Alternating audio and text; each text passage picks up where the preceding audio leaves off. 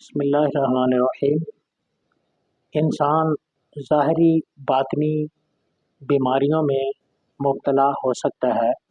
نبی کریم صلی اللہ علیہ وآلہ وسلم نے سفید داغ، جسے پھل بہری کہتے ہیں، کوڑ، بری موت اور پاگل پن سے بچنے کا نسخہ بطور دعا فرمایا ہے۔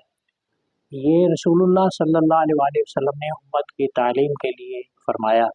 جو کسی بیماری میں مبتلا ہو، اس کو اندیشہ ہو کہ وہ سفید داغ کی بیماری میں مبتلا ہو جائے گا، تو وہ یہ دعا پڑھے، اللہ اسے محفوظ رکھے گا۔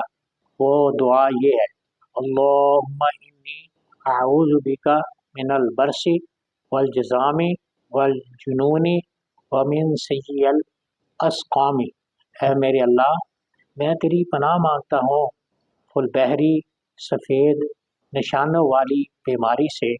اے اللہ، میں تجھ سے کوڑ کی مرض کی پناہ مانگتا ہوں۔ اے میرے اللہ، پاگل پن سے میں تیری پناہ لیتا ہوں اور بری موت سے۔